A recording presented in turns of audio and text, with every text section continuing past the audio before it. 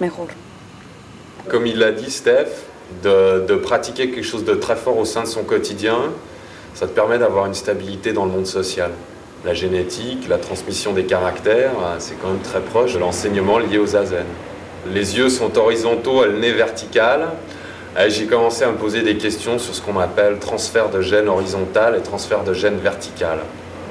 Il y a quelques trucs comme ça, ouais, quand on parle du karma, de la cause à effet, ou alors de détendre sa posture et de s'ouvrir à un enseignement, eh ben, tu observes le même phénomène dans une cellule qui décondense son ADN et qui peut recevoir un enseignement, un gène d'un autre organisme ou d'un organisme semblable. Dès le moment où tu te concentres, où tu fais zazen, avec tout ton corps, les pensées disparaissent, tu es concentré d'un seul esprit, c'est l'illumination. Alors, les mecs, je leur dis, mais non, mais l'illumination, c'est du pipeau, ça n'existe pas. Alors, ils arrêtent. Ils arrêtent parce que dès qu'ils se trouvent confrontés à la réalité, ils sont déçus. Ah, c'est seulement normal ton truc? Ah, ça fait chier. Ils comprennent pas que le normal, c'est tout. C'est pour ça que les gens se font des illusions. Parce que l'homme, quand il n'a pas une explication rationnelle et intellectuelle sur une chose, ça lui fait peur. Il faut toujours qu'il explique ce qui justifie sa démarche. Et le jour où son explication ne répond plus à sa nécessité, ou bien il en trouve une autre, ou bien il arrête le zazen. Alors, ceux qui pratiquent zazen sans explication, par intuition, alors ces gens-là sont des vrais disciples des enfants du Bouddha. Le zen, c'est une transmission orale plus qu'orale. C'est une transmission d'homme à homme, de Bouddha à Bouddha, d'âme à âme. Le fait est que Maître Deshimaru est mort subitement et accidentellement et qu'il n'a pas eu l'opportunité de donner la transmission traditionnelle officielle à certains de ses disciples. Alors pour réparer ça, un grand maître, Maître Niwa-Zenji, le pape du Zen si vous voulez, lui-même a tenu à authentifier certains disciples de Maître Deshimaru. Il est venu lui-même, il s'est déplacé en France pour donner la transmission à 3 disciples, dont je fais partie, au nom de Deshimaru, pour aussi célébrer et certifier la réussite de la mission de Maître Deshimaru. Quasiment 10 ans après cette transmission, j'ai fait ma propre sangha et mon propre travail. J'ai commencé par aller à Rennes, en Bretagne. Ensuite, je suis allé à Amsterdam. J'ai monté l'European Zen Center, qui existe toujours, qui est un grand centre zen à Amsterdam. Quand j'ai quitté Amsterdam, je vis à Montpellier maintenant, qui est un beau pays, où le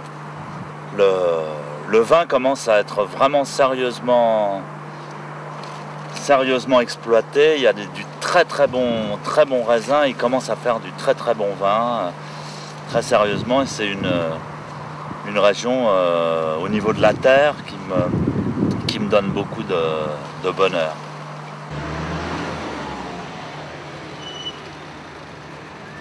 À Montpellier, je suis bien, c'est une petite ville. On développe un petit dojo de province, tout tranquille.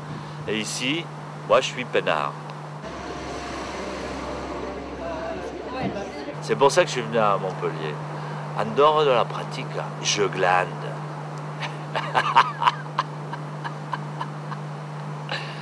Le non-faire, c'est ce qui m'a plu dans le zen, c'est le non-faire. Je dois avouer que je ne suis pas une bête de travail et que j'aime pas trop le stress. Parfois je fais quelque chose, je peux le faire pendant 15 heures de suite si ça me passionne. Mais j'aime beaucoup prendre le temps de vivre. Pour moi, c'est le plus important, c'est la plus grande richesse.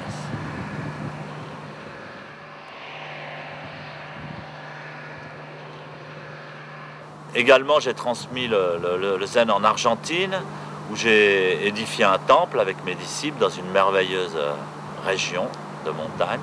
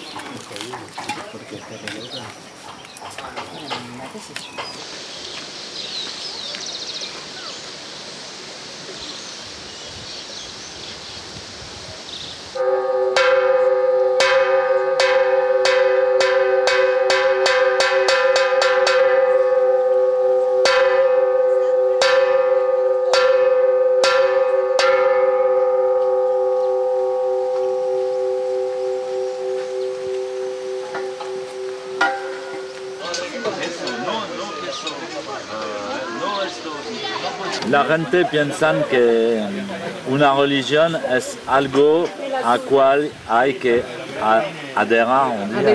adherir, hay que creer, y que el facto que hay que creer es una cosa objetiva.